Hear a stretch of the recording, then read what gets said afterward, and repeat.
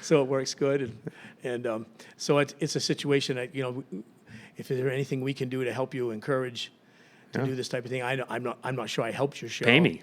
Right. Just pay me. Right. That'd be great. I'm not sure I helped you with this podcast by being on it, but I want to thank anybody who's made it this far in the podcast. It's I mean, we're over an hour and they're still listening. Right. Amen to them. They love band. That's right. They must.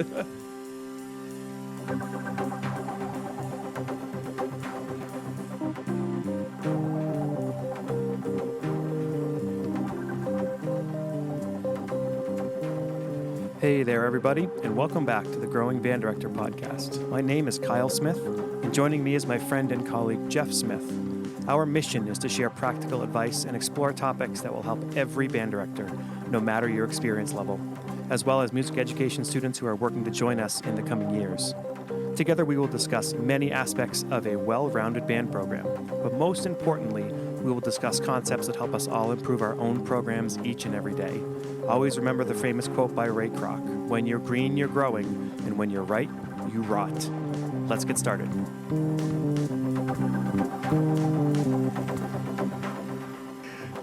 All right. Well, welcome back, everybody, to the Growing Band Director podcast. This is episode number 62 with my man, one of my good friends, Jeff Priest. How you doing? Old Town High School. Yep.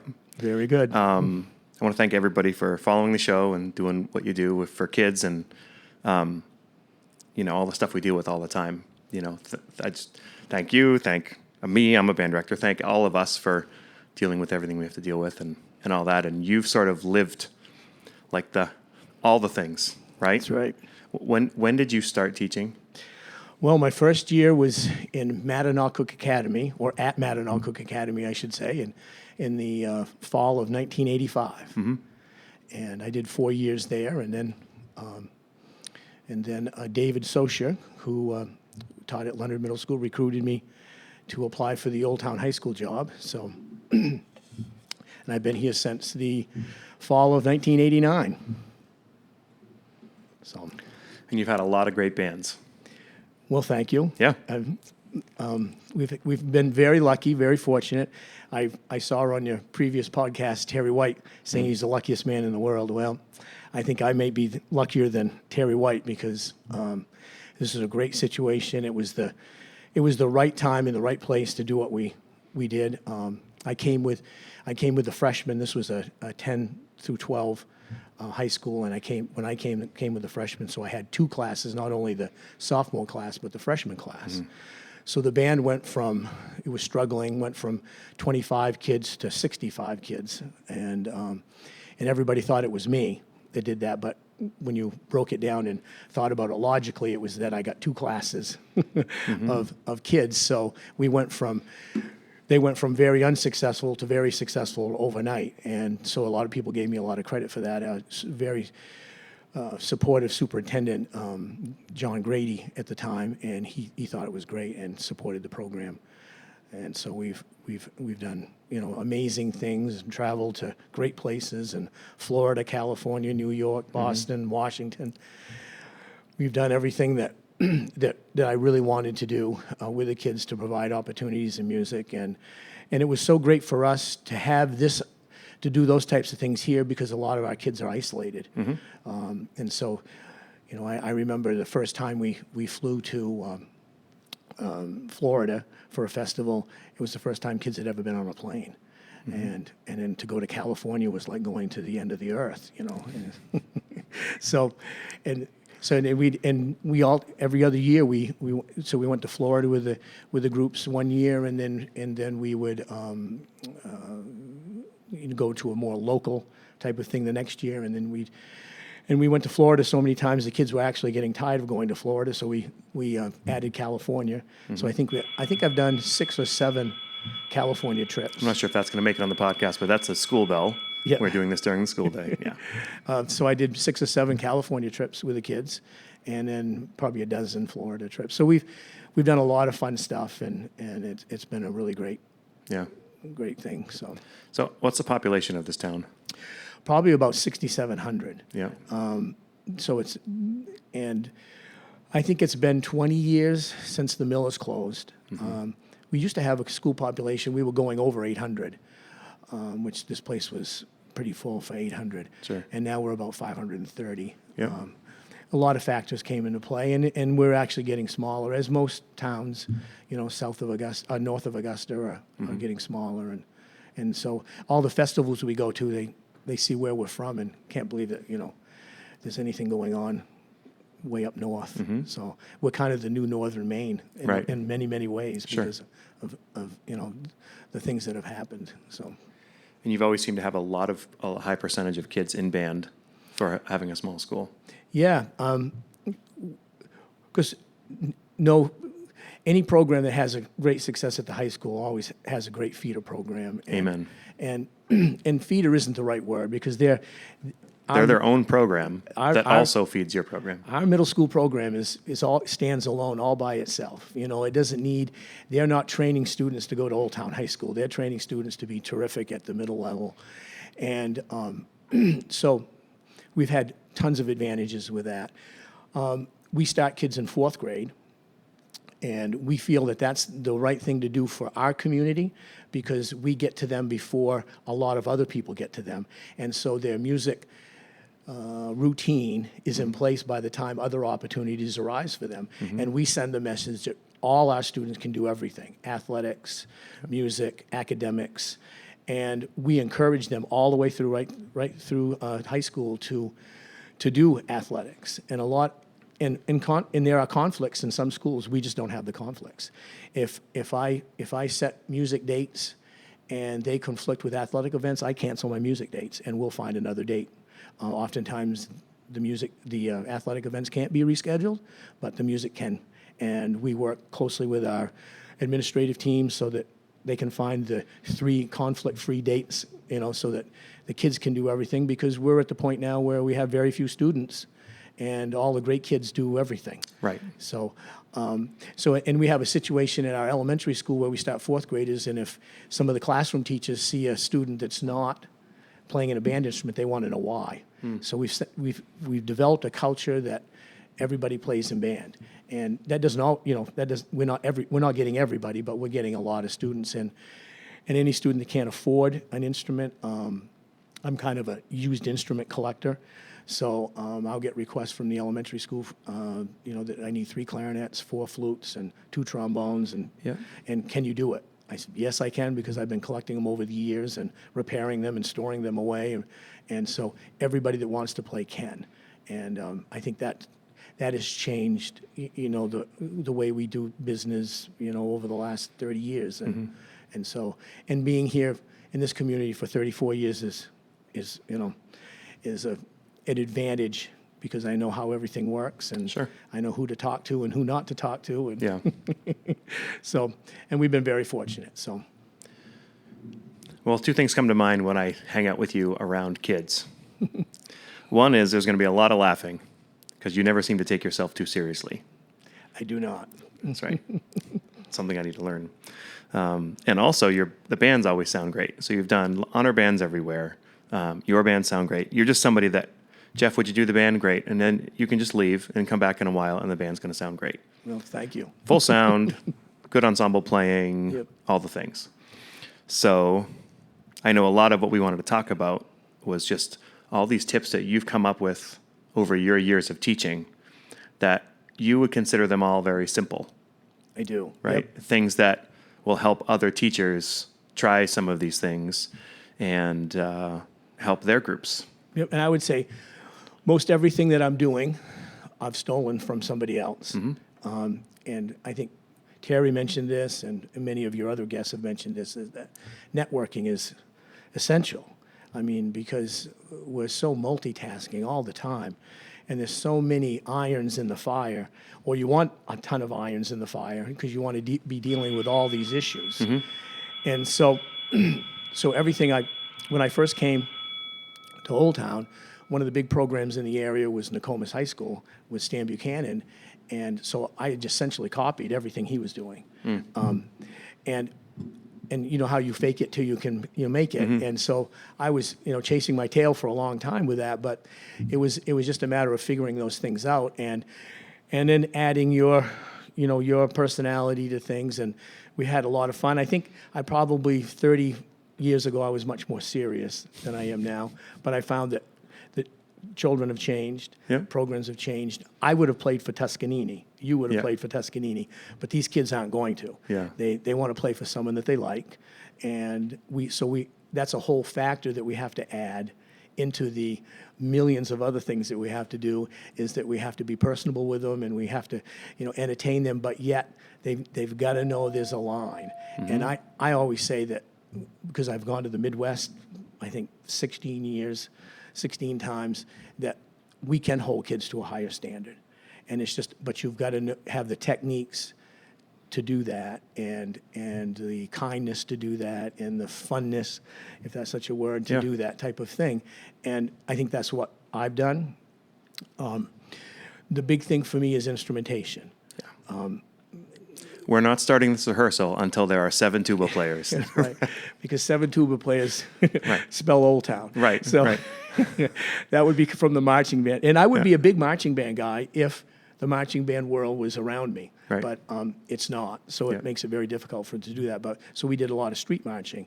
I did 3 cherry blossom parades. We did the 1997 inaugural parade, President Clinton's parade. So we've done some big events. We were the main or the band that was chosen to do the Woonsocket, Rhode Island parade, and so we've done a lot of big events like that, and so that's been fun to do with the kids. But instrumentation is so important, especially low brass. And low brass can be challenging, I guess, for some people. I mean, me being a euphonium player, we always have lots of euphoniums. We always have lots of tubas, trombones. I played a lot of jazz bands, so I'm a trombone player also, French horns. And we've done a good job because again, our middle school stands on its own, so they're well instrumentated. So I'm getting students from there. If I'm not getting enough, then we go to whatever recruiting techniques we can and we never start one person on one instrument. We always start them in pairs. Yep. French horn players find a friend. Euphonium, find a friend, and then we switch them together, and then and then they use their free time to come in and learn those instruments. And again, after you've learned one instrument fairly well, the second one is much quicker. Is it true that you let your tuba players go to lunch before everybody else when you rehearse before lunch? Well, we don't do that anymore, but tuba players clearly get advantages. So I just remember holding up a tuba and saying, we need somebody to play this, and 5 hands went up because, they know that there's benefits Yeah. that go with being a tuba player at Old Town High School. So Yeah. it is a fun culture thing, and and the trumpets are really upset, and the alto saxophones are enormously upset with that. But Yeah. those are instruments that seem to be more popular at the 4th, 5th grade level. And again, we start beginners in 4th grade, but we also start them in 5th grade. So if we miss out on some students, so by the time they get to the Leonard Middle School, there's a large number of students, and we do an extensive mentoring program with the 8th graders for our 6th graders Yeah. to get them up to speed, and so there's a lot of things that we do that really work well for us. And I assume when they start the kids there, do you go heavy on the trombone over the trumpet numbers? Like, do you take more of the lower instruments because they are going to easily turn into these other instruments as well? Or is that a kind of a crapshoot? We certainly try. We're more interested in a lot of trumpet players because they can become tuba players and French horn players. In this area, we're famous for our trumpet players playing trumpet in jazz band and playing French horn in concert band. Mm-hmm. Now that's not a great double because you're a trumpet player. You know that it's that 2/3, 1/3 thing. Mm-hmm. But it works for us. Some of our best horn players played trumpet and jazz band. Yeah. So, And it's not that dissimilar. I mean, you do have to make a change, but right, but It's like a cousin, It's you know? taboo in some places, you know what I mean. But we do that because it's essential that we have horn players. right. And if you're too low on trumpet numbers, then your jazz program isn't going to have enough trumpet players. Right. And one of the things that helped our concert band instrumentation was that multiple jazz groups. And what I mean by that is we always have 2 jazz ensembles or 2 jazz bands at the high school level. And we can convince, and we have that at Leonard Middle School level, and we can convince mom So when you go to a trumpet player and say, hey, how would you like to play French horn in concert band? But you have to give up your trumpet. You know, mom and dad's attitude is that we just got done paying for this trumpet. What are you talking about? You know, but no, he said, oh, no. They're going to play the trumpet in jazz band, but they're going to give them a nice double horn, shiny and nice and new, because we keep everything, you know, so we're handing them something nice as opposed to something that smells and looks bad. Right. And they're going to just play this instrument and they're going to get this one for free. Oh, that's great, they said. Yeah. You know, so that really, and we do that with euphoniums and tubas and all that type of thing. So we have a lot. I've had a ton of kids that play trumpet in jazz band and tuba in concert band, and they can do that, you know. And that really helps our low brass. I mean, and we have great low brass players, and then we have original low brass players that you start in 4th, 5th grade, but a lot of them have been switched. I remember one year I switched so many flute players to low brass instruments that I had a flute shortage. So I asked the low brass section how many played flute, you know, almost all the hands went up. So, Yeah. But we're willing to do that at all levels. Sometimes I don't have to do that because I'm sent proper instrumentation, but if I don't have it, I will fix it. And a lot of people will say, well, it's too late. It's not too late. They can learn that second instrument quite quickly. And so it works out for us. And instrumentation is, if it's not our number one concern, it's 1A in terms of that, because we can sound very, very good on anything if you have the right instrumentation. You don't have the right instrumentation. And we do the pyramid of sound. We work on that constantly. You know, the low brass in the back is da on short notes, and the woodwinds are dit, and the trumpets. And we do all that type of stuff, which makes huge differences once the, you know. So for anybody who hasn't heard about that, can we delve into that a little bit more? Sure. One of the things that we do a lot with our low brass is that if a rest is following a note, for the low brass, that's a longer note, unless it's indicated, you know, otherwise. But if it has no articulation marking on it, that's going to be a longer note for them, so that you do get that pyramid of sound, where the upper woodwinds and upper brass will play short, so that, you know, so that it just fixes the tonality of the short note. And the people in the middle play it Yeah, the the people way it's written? Yeah, I mean, most of the time I've had them play short, you know, Okay. And that seems to work best. And last notes of pieces, the same type of thing if they're a short note, just so that you have that chordal stuff going on. It makes a huge You difference. do the same thing when you have a sustained note, right? Right. When you cut them off, you'll say, if you're in the middle, cut off right with me. If you're in a lower, cut off a We little do bit afterwards. The visual thing, we do flutes, middle, tuba. Yeah, so Tuba. for people who aren't watching it, you put Yep. your hand up, and as Yep. you close your hand from the pinky in, Yep. so when you close your pinky, the flutes stop and clarinet stop, and then Right. as they get to the first finger, and then Exactly. when the thumb comes out, Yep. that's when you hands all together, then The the last tuba. thing you hear is tuba. Right, Tuba, right.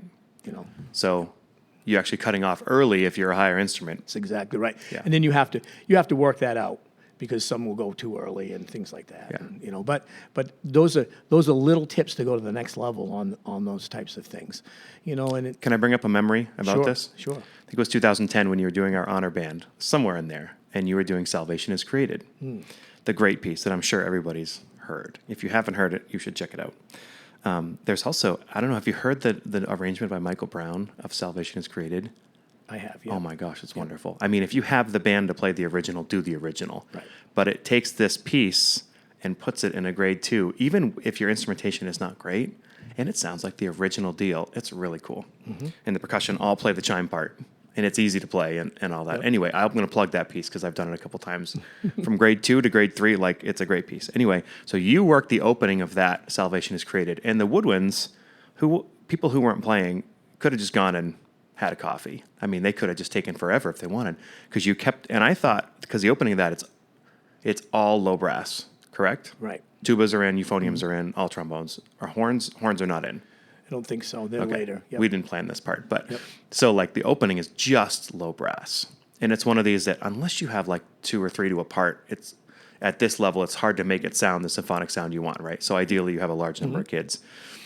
And when they read it, I'm going to be honest, I was like, man, that's really good. Man, that sounded really good. Because I didn't have a trombone section of 10 or 12 that band had. I just wasn't used to hearing the bodies and the 5 tubas. And you're like, wow, this is amazing. And you railed on that thing for half an hour or so. And by the end, it was almost life-changing. It was so good.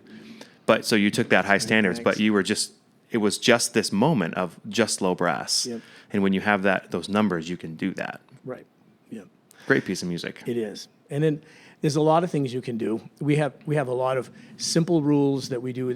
When slow music is a whole, I mean, we could do at least one podcast on Well, slow do music. you want to get into that stuff right now about slow could, music? sure. Let's do it. So what are some Jeff Priest rules for slow music? The crescendoing half note. Unless the half note is at the end of the phrase with a fermata, you know what I mean? But how many of those? You know, extreme exceptions. The half note is always built in. So you're crescendoing the half note, wherever that half note might be, and it will make it enormously musical. You used to say crescendo white notes. Right. And Same. Same type of thing. But I think if you look through your slow music, there's a ton of half notes Yeah. that would take. Now, whole notes, there are more exceptions to that, but that would still apply. And the other thing is that if you want things to sound musical, when things crescendo, speed up a little bit. Now, I'm talking very subtle changes, Mm-hmm. and when things decrescendo, slow down. Mm-hmm. That's, those are fairly obvious things. But when But a lot of people don't think about that. when I That's right. judge, I rarely hear that. And the musical phrases are just, can change the whole type of thing. If you listen to classical music and you listen to a lot of people that crescendo, they're speeding up slightly. And that makes a whole different, 'Cause the music's building. that ebb and flow. Yeah. You're either going somewhere or coming back from somewhere. We've heard that a million times. Yeah. But that's all very true. And so I use that rule all the time. I mean, I always say to the kids, don't just sit there, do something. Now, The music's not boring. You're boring. That's your famous. You are so boring. so The music is amazing. You have to not be boring. Right. Yeah. Are you bored right now? Well, maybe you're a boring person. I don't know. I'm probably not. I mean, you have to be careful with that. But the point is that just don't sit there, do something, and then I'll dictate whether what we're doing is appropriate to the and then a lot of cadence points have to be watched, slowing down, certain different situations and, do certain different things. The eighth notes, oftentimes they're rushed. They need to be, you'll need to linger on them like they're heavy. And You're people will pushing. talk in detail about that. But you just have to say, play the eighth notes a little slower. Right. Right. Right. Almost pretend you're pushing them up a hill as opposed to, Imagery. right. Yeah. That type of thing. And then the balance, of course, slow music. I mean, and one of the things we talked about before the podcast was that how do we develop the bottom of the band? And this is really relevant in slow pieces because it's, it's important in all the pieces, but it seems to be exaggerated in slow music. One of the things I do with the trumpets, clarinets, trombones, alto saxophones, French horn, and flutes, depending, because those are all first, second, and thirds, or first and second, is that I give all the parts to everybody.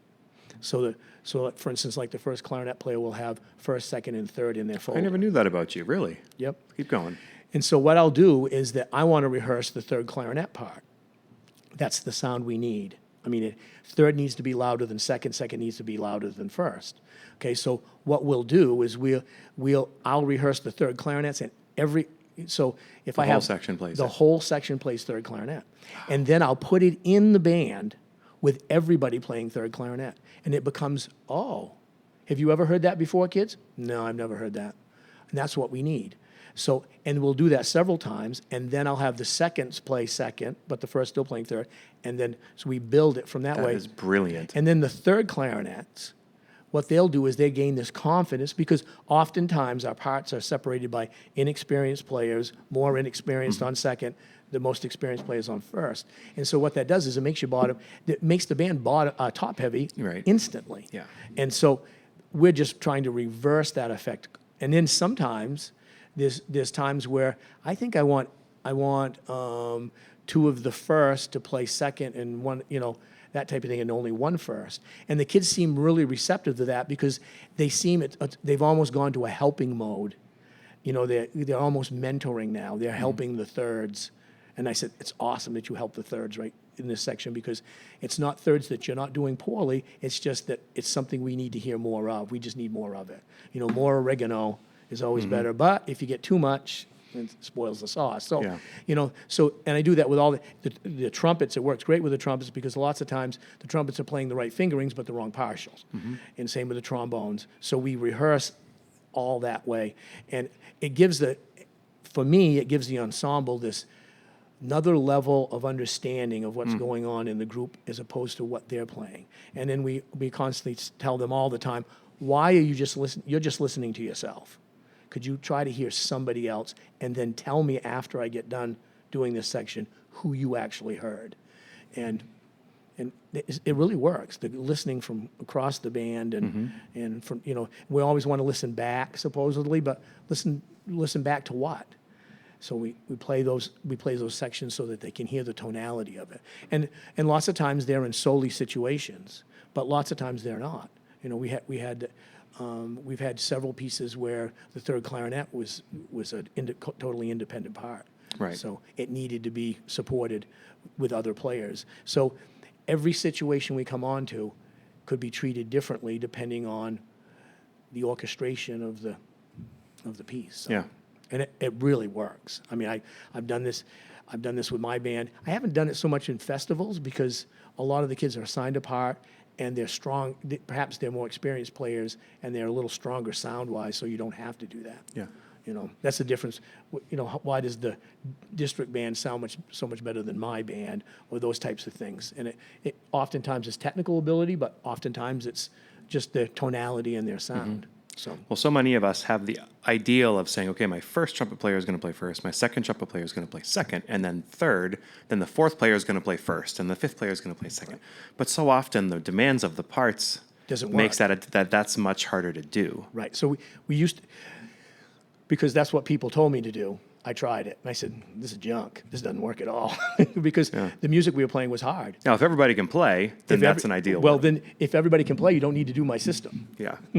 Right. So the third trumpet player can't play the first trumpet, but you're supposed to because that's the rotation that we're doing. But it doesn't work. So you just support the lower parts constantly. And again, if you have one tuba player, we know that tuba player has a friend. Yeah. So it's just a matter of making that you got to go find a friend that you'd love to sit by and play tuba, and we'll teach them how to play tuba. Right. And they, again, take on the mentoring role of, way back, we used to have little tags that said tuba in training. It was pretty fun because we made a big deal about it because we always wanted tuba.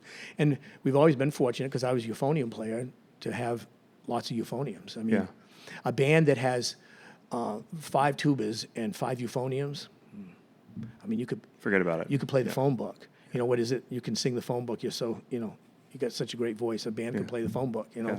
So and then playing in tune and all these types of things, it just It helps. all happens. Yeah, it's, What that approach seems to also put the emphasis on the lower parts and makes those kids feel special. Right, and makes they them feel oftentimes don't. important. Right. Makes them you're validating that they're very important.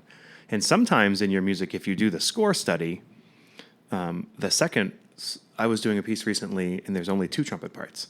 The second trumpet part, you don't think much of it. G's and F's and A's and whatever right in the staff, but they're always playing the major 7th or the 9th of the chord. Yep. And you don't hear much because we're used to hearing those sounds, but you actually get in and you dig into it and you're like, these second trumpets, that G is really, here's another reason why the second part needs to be louder, because that's the color note. Right. And when you do that score study and you put the emphasis on them, makes them feel. And the most neglected part of all in the whole band for 100 years, second alto saxophone. Mm-hmm. Got all the great notes, and oftentimes you can't even hear it. Right. We can hear the first altos. That's fine. We've got you. You know what I mean? They're strong players, but it's the second alto. So we rehearse second alto all the time, because oftentimes they're, the horn pitches, I mean, I know the alto one is also too, but oftentimes a lot of writers are just focusing on the second alto for those notes and that type of thing. So it's a sound that a lot of bands are missing out on, and I think hopefully, when I was rehearsing that district band, that's what you heard was the manipulation of that band to try to bring things out that, that wasn't there at the initial. And sometimes the orchestration is not your friend either. It's just, you're never going to hear that part, So, And in my case, the room. Oof, yeah, my room is awful. How's your room? it's not good, but we make it work. And Yeah. Our problem is a performing arts center. We don't have one, and the University of Maine has been kind of under. We go there for our concerts, and they've been under construction. So we've been doing our concerts in the gym, which is not good. But, Yeah. but hopefully that'll go away soon. So now the other thing I do with all these things that we've said, you got to play in tune, and every student has a tuner. Those I can't remember the name of them now.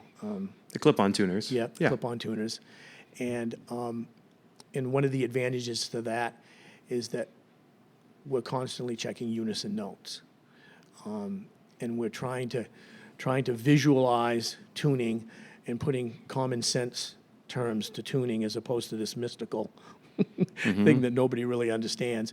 And because they've got their own personal tuner, they're personally responsible now. They're not only responsible for their intonation, but the sound that they produce. And so once they have their tuner and they're using the tuner effectively, I can't believe how it changed the sound of the band. Now, we understand that when you're doing chords and those type of things that the tuners are not as helpful, but there's a lot of unison lines that you rehearse the tuners can really help. Yeah, so when you play the third, you're supposed to lower it how many cents? Right. Like 17, 20. yeah, What is yeah, it? I don't know. yeah. Some. Yeah. Until it's in tune. And then the fifth is supposed to go up a small amount as Right, well. right. If every kid is within 10 cents all the time, Right. okay, they've done their job. We're very close. Right. And one of the great things about there's certain instruments like alto saxophone, all the saxophones. I mean, they can change the note very easily with a firmer or looser embouchure. So now when I ask the kids, your high A altos, what are you? I'm flat, usually on that note. I'm sharp, usually on that note. And it takes a little bit, there's a learning curve to it. It takes a little bit. They want to change their mouthpiece on every note. I said, well, that's not going to Yeah. work. We go back to our tuning note, and then we play the A, and then we analyze where we're at. So when we come to that section, they can make those adjustments, because oftentimes their ears are not developed enough to notice. They may notice something's wrong, and Right. that's a great step once they notice something's wrong. Right. And then they can make adjustments, but oftentimes they don't know that it's wrong. Do you work with mouthpieces only on saxophone? Right. Trumpets, On saxophone, I'm wondering. yeah, on saxophone, yep. 'Cause I don't as much as I should, but Right. I'm going to go on my soapbox for a second. Yeah, we do a lot of mouthpiece Okay. upgrades, and a lot of the kids can't afford them because saxophone. No, I mean on playing pitches Oh. on the mouthpiece, on the saxophone mouthpiece. I don't know if you guys do yeah, that or not. yeah. But, We do that in private lessons and but small like, section things. Bar- Yep. I might be mistaking, but I think Barry sax is an E flat, a tenor sax is a G, Mm-hmm. and an alto sax is an A, concert pitch. And that almost no kid will match that right away. Right. But if you can get your sections matching that tone as loud as possible, so they have to open up way more, say I, and get the correct embouchure so they don't pinch as much. Then you put the horn together, and they're way more in tune, and they're way louder. Right. I mean, I would say 98% of all saxophone players in America play sharp. Right. And you do that, and they're going to get a note way higher than they're supposed to. Yep. And then once they can do it, then you can move down a half step and have them practice matching Exactly. that pitch, and then they can tune until as long as Right. the day is. I mean, it's Yep. it's a great opportunity. So if people don't do that, they should. I don't do it as much as I should, but it's a technique I've Yep. used. And we do that a lot with the tuners because they can visually see that. Mm-hmm. The altos clip it right up, so they're looking right into it. They also make attachments to the normal tuners. They're a little more expensive, but you can put the tuner on your stand, and then there's a wire that comes and clips Yeah. onto your microphone. We did those at first. Yep. But the wiring failed us a lot, where it hitches on to the, so we went with the clip-ons, and we've had less trouble with these. And then this company that, is it, I can't remember, it begins with S. The Snark tuner? Yeah, the Snark Tuner company is, and I've been in communication with them. They've upgraded their tuners so that they used to do the 3-tab, and the ball fits into the 3-tab. Well, once the tab breaks, the tuner's no good. Right. So I've talked with them, and they actually redesigned and put it into a sleeve. The ball goes into a sleeve so that, and I'm not saying that I... All because of you. I'm not saying that, but they realized maybe the other 3,000 phone calls they were getting. Yeah. We got to do something. So now the new tuners that we're getting are much more industrial strength. So, Yeah. so that really, and I think the tuning has helped us a lot, especially during COVID. A lot of kids weren't playing. So when we came back, it was. One thing I've gotten back to a lot is the F drone. And you could just, if you have your computer plugged into whatever you have for a thing, just go on YouTube and go F drone and it lasts for 20 minutes or whatever. Yep. The other day, I put it on. It looks exactly the same, but it's the F Sharp drone. I'm not lying. It was like the world was spinning. I had the band play and turn it up all at once. And I was like, oh, okay. And then I stopped and I heard the drone was an F Sharp instead of an F. And it was kind of rough. It was a Mr. Smith moment. But And we do a lot of things with sound with the kids. Trumpets, all our trumpets. I think all trumpet players started on 7C. okay. Or something equivalent to that. Yeah. And so by the time they're in 7th grade, definitely by freshman year, we've changed them to 5C. Because we believe that their lips must be bigger now. Their arms are longer, their legs are longer, they're taller. The muscles are stronger. Yeah. So all our trumpet players, unless they have a specific, teacher and that type of thing, are all on 5C. Trombones are all on 7Cs, and that makes a big difference in the sound, for them, and opens everything up, and so it's, and so that's changed a lot. And then again, we mess with, as much saxophone mouthpieces and different brands and different kinds and those types of things. So that makes Great. a big difference. And the other thing that we do that helps with sound is all our students get free reeds. Yeah. And so I buy the reeds, the top quality reeds. And the only thing that they have to do, if they accept my free reeds, which they all do, they have to have a 4-reed holder, and they have to rotate them. You label them 1, 2, 3, 4. Right. Yep. And we have a labeling day, and we have a reed day, and we do that. And many of them will do that. I've had a few that I catch that don't, but I search cases and. It's a way you can do it. I've done it in the past. Monday is 1 for everybody. Tuesday's 2, Wednesday's 3, Friday's 4, Thursday's 4, and then Friday you get to pick whichever one you want. And obviously on concert day, pick your best one. Sure. And then, and that's a good way to do it. But what happens, I've almost lost my thought there, but because we're doing the reeds, those 4 reeds will last a substantially long time. Yep. So the initial cost is a lot, but once you get into it, it's very cost I don't know if you do effective. this. I was taught when they take the reed, they lay it flat on a piece of paper, which acts as sandpaper, and then they kind of move it in circles to kind of sand it down a little flatter before they begin Yep. to use it. I think many of them do that, and I Yeah. don't see it, but we should probably try to control that.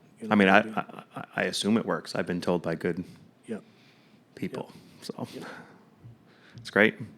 Talked a lot about concert band. How about conductors? Let's talk about conductors. Conductors. Yeah, we're both good conductors.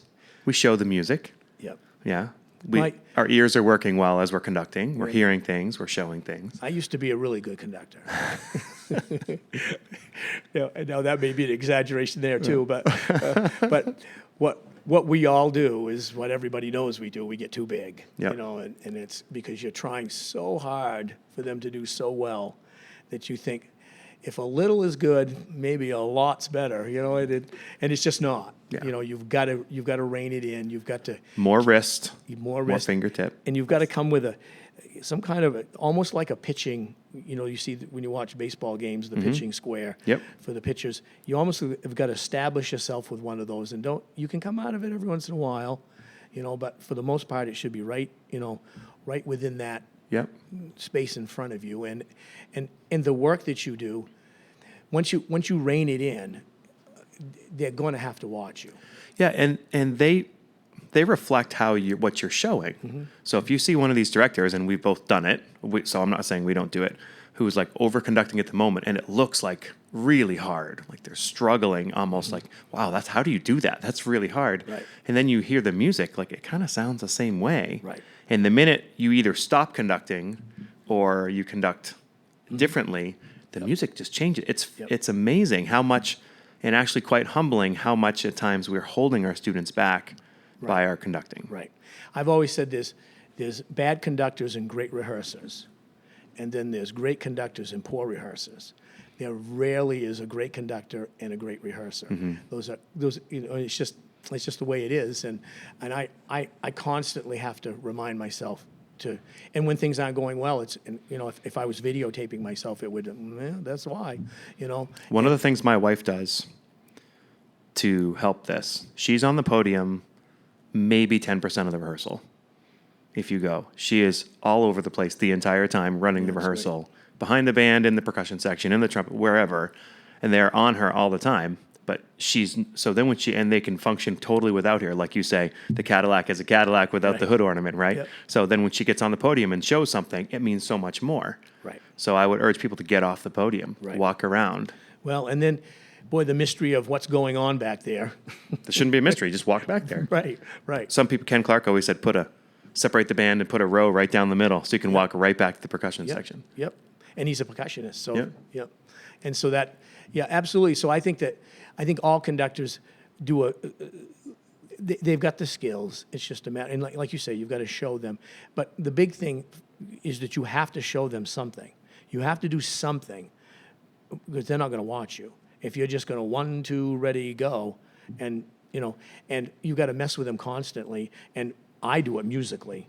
I mean, I probably will eventually, by the time the concert comes, I've done that section the same a few times. But I hate being do it the same way exactly all the time. Slow down, speed up. We do tons of drills with count with me, 1, 2, 3, 4, 1, 2, 3, and then I'll go 1, 2, 3, 4, 1, and 2, and. Yep. We make them add the and. Yep.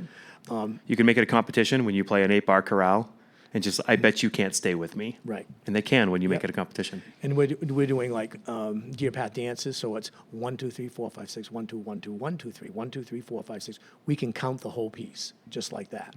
Not their parts, but the meter changes and all. And boy, once they understand that, 1, 2, 3, 4, 5, 6, 1, 1, 2, 3, 4, it makes a big difference. And it's not something that a lot of people would do, but it really works well. I have a variation on that I saw. Jean Quinn, just retired, one of my dear friends, great middle school teacher. She was doing our district honor band, and as a way to get them to do it, they were also doing the second movement of Lincolnshire Posy, the young band arrangement. So the Saturday warm-up was, I want you to play whole notes of the concert B-flat scale. But every measure, I'm going to change meter. It could be 2, it could be 1, it could be 4, it could be 5, it could be 6, it could be 3. And you only change notes when I get to count 1.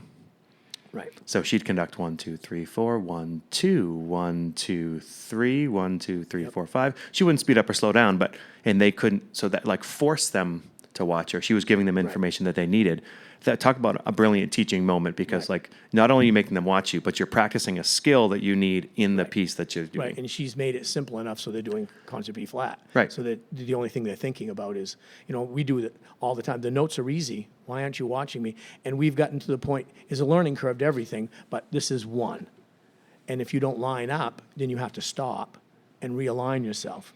Now, you hope that doesn't come to the case in a concert, but in rehearsals, and doing slow music, people are very frustrated, but a lot of the students just don't understand that this is one, and count with them and subdivide, and subdivision is a tough thing for them to do, but if you practice it, And now, since they went home for a year and a half or whatever, then they come back, that awareness was just gone. Right. The first band I had afterwards was like, we couldn't play Beat One together. Right. Because they were just so used to doing their own thing. Right, exactly, yeah. How about sight reading? Let's Yeah. talk about that. Yeah. Sight reading. So why would anybody, or any musician, I should say, want to do sight reading when every time you do it, it makes you feel not smart? I mean, kids today like to do things that make them feel smart, or make them feel good, however you want to package it. So I was saying to myself, boy, what am I going to do? Because we need to sight read, especially at the State Jazz Festival and all that type of thing. And so I said, I got to thinking about people that are great sight readers, because we're so involved in You looked at jazz. me. You weren't referring to me, though, right? No, but these bands, studio musicians, Yeah. they put anything in. They start their day having no idea what they're going to be handed, but that's their living, and they're not going to make money if they don't perform this piece at up. Yep. So what do they do? Well, oftentimes they already know, especially in jazz bands, they already know the song. If you're sight reading Satin Doll, you know how it goes. Now, there might be some interesting different twists and turns that your arranger did, but for the most part, you've got the fundamental skills. So I'm thinking, what is it that my kids don't know? They don't know the songs, okay? And with concert band, they just don't know the rhythms. So what I do is I sight read with the kids. I play the recording first. And they're sitting there intently watching, paying attention, and then we play the piece. And they go, I said, kids, that was great. You did a great job with that. Now the purist would be saying, well, Jeff, that's not sight reading if you played the recording for them. And they're right. So the next... But they don't have the background knowledge to even... Right. So it's almost an unfair thing you're doing to them. Yeah. Now, I understand you can sight read grade 1, that type of thing, and my kids can do that, in grade 2 probably, but then you're getting into grade 3, it's becoming very difficult for them. So I play the recordings. This is with jazz and concert band. We play the recordings, and then we do concert band, we do one a week. Jazz ensemble, with the jazz groups, because I meet during the school day, we do every day. And then eventually kids, I'm sorry, I don't have the recording to this one. And then they'll have to do that on their own. And I'll pick one that's a little easier. And then, so when I say we're going to sight read, because of all those techniques, which are very simple, I'm not saying that they're innovative, but because I prep them that way, they're very excited to sight read and want to and try harder. And then I'll throw them some harder stuff, and then they'll fail. I said, well, I bet that's good. Let's step back and do this. And so we sight read a ton, and the kids really love doing it. I mean, and if I don't do it for a few days because we get busy with trying to perfect the concert program stuff, things like that, they'll ask. Yeah. We haven't sight read. And I don't think we've ever gotten anything other than a 5 at the State Jazz Festival. And what we do, that 2 minutes for the people that are doing the State Jazz Festival, that 2 minutes that the kids look at the music, the lead alto player will count off and they will sing the 32 bars. Usually it's 32 bars. And then when I get my 2 minutes to talk to the kids, I can say, hey, kids, in measure 14, you sang that rhythm wrong. Now, I can't sing the rhythm for them, but they'll re-look at that rhythm. Yep. Think about that and that type of thing. And Dr. Edelman did sight reading one year and stuff, and said that, called me specifically, said that the method that I was using was, very organized and because it can be a very chaotic time, time, when everybody's trying to do that. But it worked. I mean, it works well for us, and that's what we do with that. A couple things I've done with the sight reading side of things is, first of all, you can find tons of rhythm sheets on YouTube. On online. There's one from the Summit Bands. I stole their stuff because it's out there, and it's these great rhythm drills. Yeah, I'll have to. Summit Band? Summit, Okay. yeah. Yep. I mean, you just put in band sight reading drills or rhythm drills, and they're one of the ones that pop up. They're great. I mean, they're there so you can use them. And they kind of listed rhythm 1, rhythm 2, rhythm 3. Yeah, it's like page 1, and it goes from easy to hard and all that. Yep, sure. But to me, the simple part of having a fun backing track or a tune, the one I use right now is F because we do it on an F. We'll do F minor fusion, right? Yep. And I'll find a backing track that they really like, and they have to move to the music and they have to tap the beat. And so they're playing a rhythm drill, but they're on this cool club groove or whatever it is, or a rap groove or a fusion groove, or it doesn't matter as long as the tempo is something they can do. I'll have them count it through once without stopping. Then we'll call sizzle count or whisper count with you tongue it. And then the third one is they play it. And sometimes we'll even improvise on it. Hey, pick a different note or change notes or whatever. You can work that in too. The other thing I've done before, a shout out for people who do March Fridays. I had a rehearsal every day. I don't anymore, but every 5 days, I had a book of just these marching band marches. And so they're simplified versions of these great marches. And every Friday they knew, we just took it out and we'd read a march. And some kids got really excited for March Fridays. Sure. Because they knew we were going to do that. And marches, not that they're easy to sight read, but it's 1, 2, 1, 2, Right. 1, 2. You know, there isn't a lot of other stuff happening there. Yep.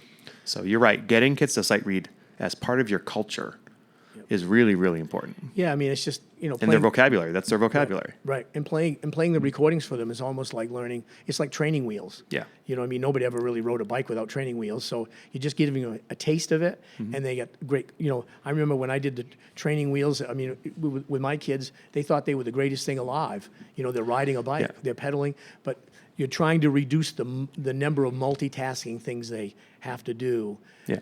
And then take the training wheels off, not playing the recordings, and With the recording, sometimes you can have them play with the recording. And we'll do that. And it's like, wow, we sound fantastic. Yep. Well, of course you do. You know, and you're right. It gets them into the spirit of it. Not a lot. Sometimes I'll take a vote. because I think a lot of people will just pass out the sight reading piece and said, okay, here we go. Well, that wasn't very good. I mean, you just can't do that. Yeah. You know, I mean, you have to ease them into it and encourage them, and eventually they'll want to do it. And also, wouldn't we be happy if all of our kids spent 5 minutes listening to anything we wanted every day? Right. Wouldn't that be amazing? And that's well, a- typically, the minute they walk in, they have about 5 minutes till they're, 2, 3, 4, 5 minutes. Mm-hmm. So have something on that you want them to hear of any style. Right. We have the music that we're playing for our concert. Yeah. You know, and while they're kind of coming into the room. The other thing, the beginning of rehearsal, I'm very lucky. My rehearsal's at 8:30, so I encourage the kids and school starts at 8:30. I encourage the kids to get here at 8:10. You know, to extend that.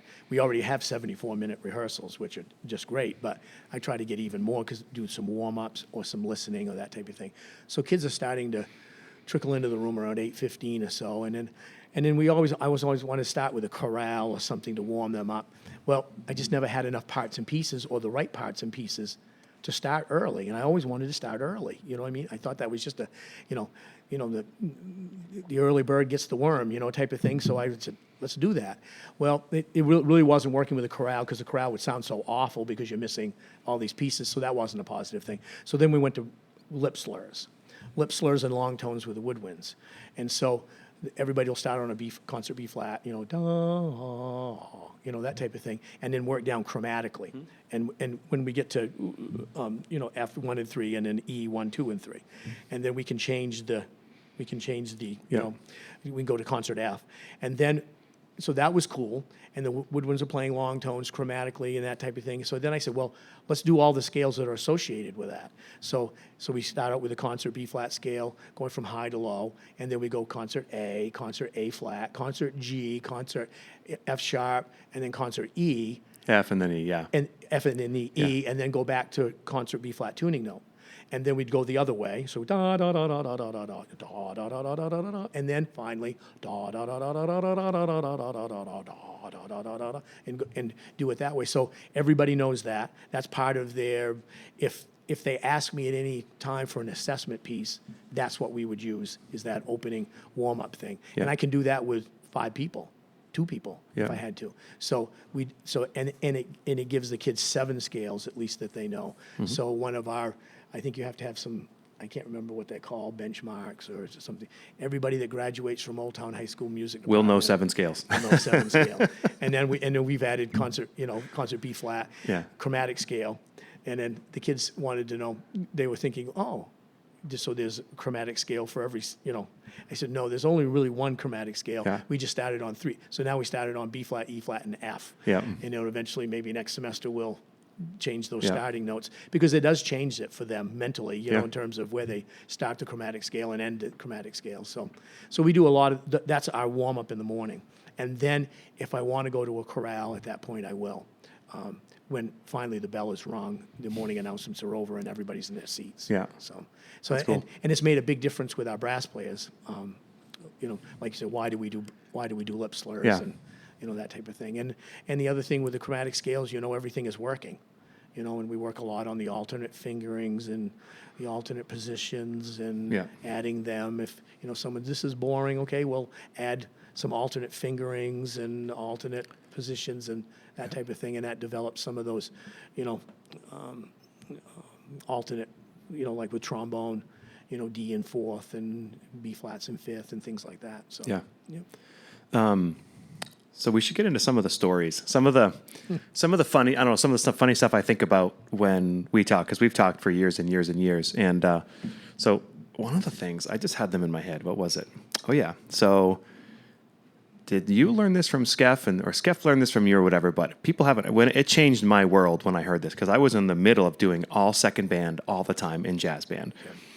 So on the shout chorus, right, taking the lead trumpet part and writing it out in octaves for the entire brass section. So they're all playing the melody in octaves. And then you're not going to notice it because all the saxophones have all the harmony parts. That when you have a younger, less experienced band and you want to take a chart and make it sound more powerful at those times, that's a trick you can use. And I'm not sure if I think that's the right thing for the kids. I don't know if the composer wants that or not, but you're making this chart more accessible for them at that time. Right, exactly. Did I get that lineage right? Yeah, I think that I think I listened to a podcast where Skeff actually took credit for that. Yeah. So, and he should, you know what I mean? Because he's much wiser, Yeah. in terms of, but I've been putting trumpets in octaves since, since the beginning of time. Yeah. And especially punches, because those octave punches, I mean, it's from the old, Maynard Ferguson days, everything was in octaves, and those big last moments or the last chords or that type of thing. And so those inner notes are so hard for the inexperienced kids to hear. So, and what's the perfect solo? What's the perfect, is the melody. Mm-hmm. So you've got to hear that melody note. And, so we do that a lot. Now, depending on the ability of the trumpet section, I'll change that up. And like one of the charts we're doing right now, there's one section where I'm doing octaves, and the other section I'm doing what's written out. But again, you have to look and make sure that the tonality is covered in other groups. Trombones, they don't seem to have as many problems with that. For some reason, I don't know. I don't know if but you can do that with trombones. But again, oftentimes you're not dealing with a melody note, type of thing. So yeah, we do that a lot, and I've had great success. I mean, good quality judges say, "Wow, the trumpets just sound so powerful and so punchy," and the ba-doo ba-ba-doo ah. As opposed to ba-do-ba-da-ba-do. So it makes a big difference, and you can work doing the parts and getting the parts, and that's the other thing. Like I said, we'll all play fourth trumpet, in jazz ensemble. We'll play the shout course where all the trumpets are playing fourth trumpet, and it helps and supports the fourth trumpet. Then we'll do it with playing the third trumpet. Yeah. And then break off from there, but. In jazz ensembles, the same way, development of the brass section. I mean, me being a trombone player, I've spent decades of my life making trumpet sections sound great. So it's a matter of fitting those trombone parts in with the trumpets, and they overlap that drop down 2 and 4 thing. So you've got to overlap there somewhere of the lower trumpets and the first trombone, and you've got to line those up with. It's really helped. Third trumpet is the same as second trombone. Yeah. And you do that for them, it really helps them when they're trying to get those pitches. Yeah. And so we break everything down. I mean, and again, I'm the luckiest person in the world who has jazz ensemble and jazz band for 74 minutes every other day. Yeah. My brass players will have, so for instance, like a normal week, so we'll have band Monday, Wednesday, and Friday. So my brass players will play on Monday. They'll have jazz ensemble or jazz band, the brass players, on Tuesday. So they're playing 5 74 minutes a week. Without practicing on their own. Without practicing on their own. Yeah. Yep. And oftentimes we tell the kids don't practice, because it's leave your instrument here, because we're doing a ton of work. So it's a situation that our brass players are always very, very strong. Yeah. And we're doing tons of lip slurs and all that type of stuff with them. So it's, I've had several college people come into my rehearsal, and they'll hear the lip slurs. I said, who does lip slurs? You know what I mean? Usually in a jazz band. Right. Yeah. That type of thing. We just, and with concert band, in terms of before they get to college, to learn all that type of stuff. But it's common now, but it wasn't so much, 20, 30 years ago. So those things work really well for us. And then because you've got the tonality covered in the saxophone section, you can do, And then speaking about jazz stuff, there's some basic things. I think I know 4 or 5 drum licks, and I can play. I've taught myself drum set. My biggest, I wished I'd learned how to play piano you know. I mean, back in the day when moms used to make kids go to piano lessons, you know, those days are gone. My mom's 85, and I still give her a hard time of why didn't you make me take piano lessons, you know, because it would have been great to go over and show the piano player, Yeah. you know, and I should have taken the time to do that Yeah. 30 years ago. It's not too late. Well, it might be, but Third and seventh in the left hand. That's yeah. right. Yep. So, but the drum, you know, is up, but up to do, ba, ba, you know, everything that's on the and of whatever. Yep. You know, and then clicks behind saxophone sections, and then developing the left hand comping. Mm-hmm. I call it left hand comping. I mean, all this stuff is on YouTube. You just have to, you know what to type in and. And if you can just, whether a band director, like their band is at a certain point, go and hear another band that you know is just better than your band. Right. Maybe not like the Gordon Goodwin band, but like hear a band that you think is better, and then try to pinpoint, okay, what do they do that's better than us? Right. Oh my gosh, when they get to the solo sections, the soloist is playing and the rhythm section is on fire. They're going back and forth and comping and doing all this. Yep. We should do that. Right. I mean, that's teaching in a nutshell. Right. They do that. We should learn how to do that. How do I do that? And I've heard you say in other podcasts, you know, like the chart is here, you know, and then the solo section. Yeah. You know, and it's got to be a combo-like situation. Do you know what I mean? And if you got one thing out of this podcast, the development of the left-hand comping from the drum set player. You know, More important than the tuba stuff? well, maybe I don't know. Maybe because the drummers can do it. You know, a dang chick, da dang chick, da dang. You know, they don't need to do that. They can dang dang dang Yep. dang, and they don't need to know what they're doing. Just do it. And then eventually, as you know, they're faking that kind of thing to make it later is to call and response with the soloist and that type And of as they're learning to do it, if they're struggling, they can double the rhythm in their right hand on the ride cymbal. Right. I mean, it's not authentic, Right. but it helps them get through it, and you wouldn't really even notice. exactly. And because don't play the bass drum. You know what I Yeah. mean? That's the big one. And then But a lot of people say to feather the bass drum if you can do it. you can, but very few. I've seen very few people do that. But, Yeah. but you can do it. I mean, Yeah. but that's an advanced technique to feather that. Yeah. You know, where a beginner really needs the boom, chick, boom, chick. So just take your foot off the bass and do it beside the bass drum Right. pedal. You know what I mean? And the other thing, is the dang, dang, a dang, dang, a dang, dang, dang, dang, da dang, dang. Yep. Alter that because that lightens everything up. You know, don't play 2 and 4. It's more like straight quarter notes with Right. the occasional Yeah. dang-dangs. And behind the piano solo, don't play 2 and 4. Yeah. You know, very light left hand comping. So we're in the middle of Jazz Allstate now, and I kind of came here to hang with you. And so I'm managing, and John Mastriani from University of Connecticut is doing the band. Right before he left, he said this in a way I'd never heard it. He said to the rhythm section, when the band's playing a lot, you need to stay out of the way. I don't think he was talking about drums in that case, but, you know, guitar and piano.